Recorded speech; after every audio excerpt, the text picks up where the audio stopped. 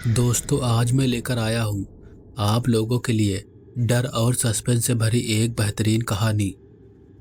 अगर आपको ऐसी ही कहानियाँ सुनना पसंद है तो हमारे चैनल को सब्सक्राइब जरूर करें और आने वाली कहानियों का नोटिफिकेशन पाने के लिए बेल आइकन को जरूर दबाएं। तो चलिए शुरू करते हैं आज की कहानी को। भारत का एक शहर रूपनगर। समय रात के 10 बज रहे थे। एक युवक बहुत ही घबराया हुआ दरवाजा पीट रहा था। महेश, दरवाजा खोल कुत्ते, जल्दी महेश महेश। दीपक पागलों की तरह दरवाजा पीटता हुआ चीखे जा रहा था। पसीने से तर उसका शरीर और खौफ में डूबी आंखें उसके घबराहट को साफ बयां कर रही थी।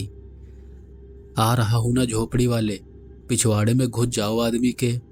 अंदर से महेश बड़बड़ाते हुए दरवाजे की तरफ आया, जबकि दीपक बाहर बुरी तरह बौखलाया हुआ बस लगातार दरवाजा पीटे जा रहा था। न जाने कौन सी आफत आन पड़ी थी। अबे दरवाजा तोड़ेगा क्या झंडू? क्या हुआ? दरवाजा खोलते ही महेश दीपक पर बरस पड़ा। दीपक ने उसकी बात को अनसुना कर दिया और जल्दी जल्दी रूम के अंदर घुसकर दरवाजा वापस बंद कर दिया। फिर बिना कुछ कहे सुने बदहवास सा एक एक करके अलमारी के सारे खंड खोल के कुछ ढूंढने लगा। दीपक की ऐसी हालत देखकर महेश कुछ समझ नहीं पा रहा था। उसने पूछा, क्या हुआ है दीपक? लेकिन दीपक को जैसे उसकी आवाज सुनाई ही नहीं दे रही थी। वो कुछ नहीं बोला, बस अपनी ही धुन में अलमारी में एक खंड से दूसरे खंड में कुछ ढूंढता गया। ये देखकर महेश को और ज्यादा गुस्सा आ गया और बोला, मुंह में दही लिया है क्या किसी का? कुछ तो बोल बेवकूफ इंसान, आखिर हुआ क्या है? लेकिन दीपक अब भी पागलों की तरह कुछ ढूंढ रहा था। उसने फिर कोई जवाब नहीं दिया। अब महेश का पारा गर्म हो चुका था। वो समझ गया था कि दीपक क्या ढूंढ रहा है। वो गुस्से में बोला, दारू अलमारी के बाजू वाली पेटी में रखा हुआ है। महेश की बात सुनते ही दीपक तुरंत अलमारी वैसे ही खुली छोड़कर उसकी बताई हुई पेटी की तरफ लपका, दारू निकाला और एक ही सांस में गटकने लगा। ये देखकर महेश और हैरान हो गया, क्योंकि आमतौर पर दीपक सिर्फ सोडे या पानी के साथ ही पीता था, पर आज सब कुछ एकदम अजीबोगरीब था। पहले तो महेश उसे इतनी बुरी तरह बौखलाया हुआ देखकर ही परेशान हो गया था। अब ऊपर से उसे यूं नीट दारू पीता देख उसका पारा और भी ज्यादा गर्म होने लगा। अबे पानी तो मिला ले बेवड़े, बोलता क्यों नहीं? आखिर हुआ क्या है? कुछ तो बता। महेश उसे बार बार नीट पीने से मना कर रहा था, पर दीपक कुछ सुनना नहीं चाहता था, या शायद वो कुछ भी सुनने की हालत में नहीं था। पूरी बोतल खाली करने के बाद वो हाँफते हुए बोला, अब जान में जान आई। उसके हाथ से बोतल छीनकर महेश बोला, क्या हुआ है लंगूर के छोटे भाई? कुछ बताएगा? इतनी फटी क्यों है सुबह सुबह? किसने ले ली तेरी? महेश उस पर गालियों की अमृत वर्षा किए जा रहा था। तभी महेश ने दीपक के कपड़ों पर ध्यान दिया, जो पूरे गंदे हो चुके थे। ऐसा लग रहा था जैसे दीपक मिट्टी में जानवरों की तरह लोट पोट करके आया हो। महेश बोला, किस गली के सुअर के साथ सुहागरात मनाकर आ रहा है साले, जो कपड़े इतने गंदे हुए हैं? दीपक ने उसे घूरा और बोला, तू जानना चाहता है क्या हुआ है? इधर आ, मेरे साथ चल। दीपक ने महेश का हाथ पकड़ा और खींचकर बाहर ले गया। वहां उसने अपनी कार की तरफ इशारा करके बोला, ये देख कार की हालत। क्या हाथी का अंडा देखो साले? क्या हुआ है? क्या हुआ है? कार को अच्छी खासी चमक रही है, कुछ भी तो नहीं दिख रहा। महेश कुछ समझ नहीं पा रहा था कि आखिर दीपक उसे दिखाना क्या चाहता था, इसलिए वो और भी बुरी तरह झुलझुलाए जा रहा था। तूने भी चढ़ा रखी है क्या, जो तुझे इतना बड़ा डेंट दिखाई नहीं दे रहा? ये देख, ये सामने कार। बोलते बोलते दीपक चुप हो गया। उसे अपनी आंखों पे विश्वास नहीं हो रहा था। वह कार के और करीब जाकर कार को बड़े ही आश्चर्य से देखने लगा, जैसे उसे वहां कुछ दिखाई देने की उम्मीद थी। कार उतनी ही ज्यादा नई और चमकदार थी जितनी पिछली रात को थी। देख, अब मुझे सच में गुस्सा आ रहा है, कुछ तो बता। महेश ने एकदम से चुप हो गए दीपक को गुस्से में घूरते हुए कहा। दीपक का दिमाग बुरी तरह भन्नाया हुआ था और डर और आश्चर्य के कारण उसका पूरा शरीर सूखे पत्ते की मानिंद कांप रहा था। ये क्या कर रहा है? कुछ तो बता, क्या हुआ था कार को जो तू इतनी बुरी तरह बौखलाया हुआ है? अबे, मैंने कार में एक भूतनी को देखा था। उसने कार की छत पे डेंट मार दिया था। कार के शीशे भी टूट गए थे और हड़बड़ी में मैंने कार सड़क के किनारे लगे एक पेड़ से ठोक दी थी। पर यह ठीक कैसे हुआ? How is this possible? Deepak पागलों की तरह बोलने लगा, जबकि उसकी बात सुनकर महेश पूरी तरह हंसने लगा। तू फिर गांजा मार के आया है ना? सच सच बता, तूने फिर ड्रग्स ली है और वो भी ओवरडोज, वरना तू ऐसी बहकी बहकी बातें नहीं करता। महेश ने उसकी बातों को हवा में उड़ाते हुए कहा और ये देखकर दीपक और भी बुरी तरह भन्ना गया। भाई तेरी कसम यार, यहाँ आने से पहले मैंने कोई नशा नहीं किया था। मैं सच बोल रहा हूँ, कार में भूतनी थी। दीपक कभी उसकी तो कभी अपनी कसम खाते हुए बोला। अबे गंजेड़ी, मेरी कसम मत खा, मुझे मरने का शौक नहीं है। अरे मैं सच बोल रहा हूँ यार, बड़ी भयानक चुड़ैल थी, वो मुझे जान से मार देना चाहती थी। दीपक झुंझला के बोला। हाँ भाई, भूतनी आई, कार पे डेंट मारी और चली गई। कुछ काम तो है नहीं भूतनियों को कार पे डेंट मारने के अलावा। महेश उसका मजाक उड़ाते हुए बोला। अबे साले, तू विश्वास क्यों नहीं करता मेरा? खुद का मजाक उड़ता देख दीपक ने महेश का कॉलर पकड़ लिया और उस पर चीखने लगा। बात बिगड़ती देख महेश ने संभालते हुए कहा, अच्छा ठीक है, छोड़। अब तो वो भूतनी या जो भी थी या कुछ अब यहाँ नहीं है। चल कमरे में, तेरी कार भी ठीक है, चल एक एक पैक लगाते हैं। महेश ने दीपक का हाथ पकड़ा और वापस कमरे में लेकर जाने लगा, लेकिन एकाएक वो रुक गया और बोला, ओए एक बात बता, तू लड़कियां लेके आने वाला था, उसका क्या हुआ? मैं लेने गया था, लेकिन वो बुढ़िया ज्यादा होशियार बन रही थी। काहे, अब क्या की वो? महेश ने घूरते हुए पूछा। जिसका फोटो दिखाई थी उसको न लाके दूसरी को लेकर आई और बोलने लगी उनकी तबीयत खराब है, इसलिए इन दोनों को लाई हूँ।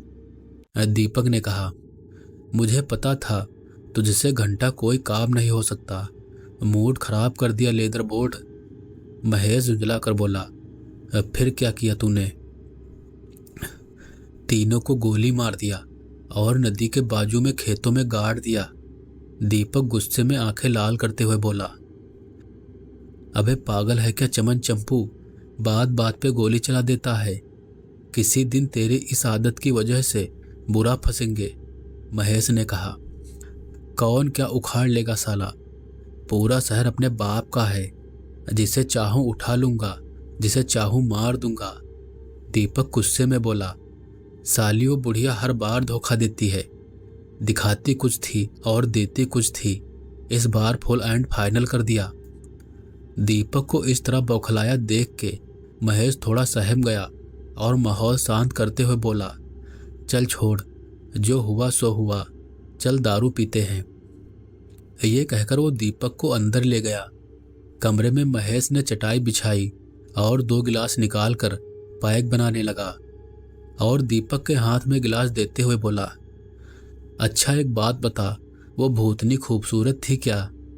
उसी को ले आता, आज उसके साथ ही मजे कर लेते।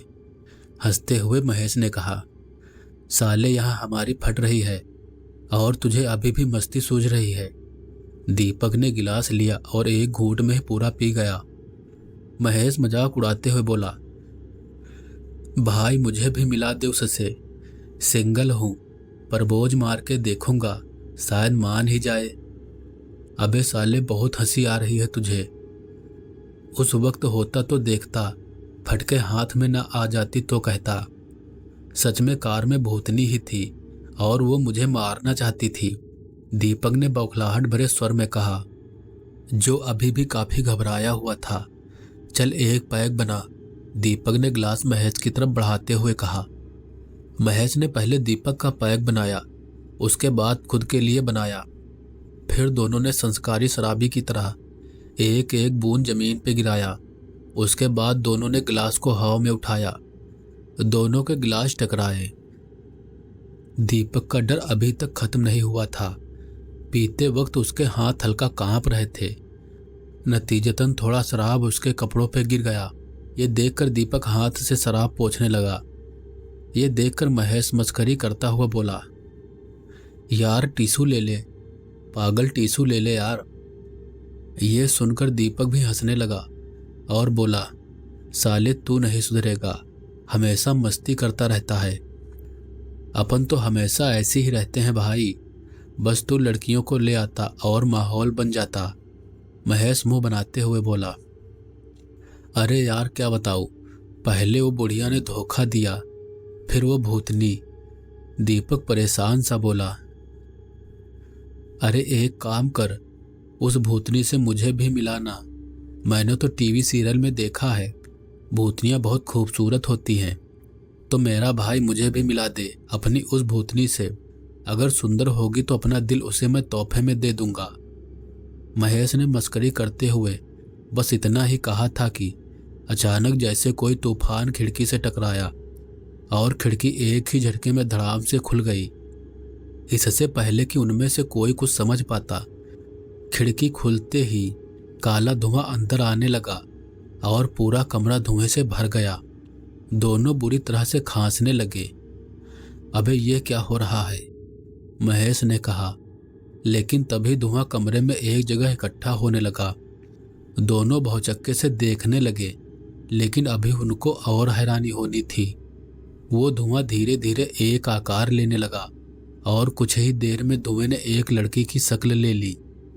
काली साड़ी में लिपटी, माथे में गहरा लाल सिंदूर, बड़ी काली आंखें, कमर तक लंबे बाल। ऐसा लग रहा था कि स्वर्ग से कोई अप्सरा उतर आई हो। वो धीरे धीरे महेश के पास आई और बोली, सही कहा तूने, मुझे भी बस तेरा दिल ही चाहिए था। दोनों कुछ समझ पाते इससे पहले ही लड़की ने अपना हाथ हवा में उठाया और तेज नाखूनों भरा पंजा महेश के सीने के आर पार कर दिया और भल भल करके खून का गर्म फव्वारा उसके सीने से बाहर निकलने लगा। महेश की चीख काफी दूर तक गूंजी होगी। दर्द और पीड़ा से उसका बदन सूखे पत्ते की तरह कांप रहा था, जबकि उसकी दोनों आंखें मानो उबलकर बाहर आने को थी। उस बेरहम औरत ने अपने नाखूनों से भरे पंजे से खींचकर उसका दिल उसके जिस्म से बाहर निकाल लिया था। आखिरकार एक आखिरी और घुटी हुई चीख निकालता हुआ महेश किसी पेड़ की सूखी हुई टहनी की तरह नीचे गिर गया। अब जल्दी ही मेरा मकसद पूरा हो जाएगा। अपने पंजों के बीच फंसे हुए उस दिल को देखते हुए वो खूंखार औरत बोली, जो अभी भी धड़क रहा था। और देखते ही देखते वो खूबसूरत औरत एक भयानक चुड़ैल में बदल गई। दूध सी सफेद आंखें, लंबे नाखून, बाल की जगह को अब विषैले सांपों ने ले लिया था। दीपक को उसने एक डरावनी मुस्कान से देखा। दीपक डर के मारे चीख पड़ा। चुड़ैल ने हाथ हवा में लहराया और दिल अचानक गायब हो गया। उसके बाद उसने दीपक को एक डरावनी मुस्कुराहट के साथ देखा। दीपक चाह कर भी अपनी जगह से हिल भी नहीं पा रहा था। उसके पैर मानो उसी जगह पर जम गए थे। वो भागना चाहता था, लेकिन उसके पैरों ने जवाब दे दिया था। चुड़ैल हवा में लहराते हुए दीपक के पास आई। दीपक ने कांपते हाथों से पिस्टल निकाली और कहा, अब मेरे पास मत आना, मैं गोली चला दूंगा। चुड़ैल हंसते हुए उसकी तरफ बढ़ने लगी। दीपक जो पहले से ही घबराया हुआ था और घबराहट में गोली चलाई। धाएं धाएं गोलियां चुड़ैल के शरीर से टकराकर बेकार हो गई। ये देख के दीपक के हाथ से डर के मारे पिस्टल नीचे गिर गई और वो कपकपाती हुई आवाज में बोला,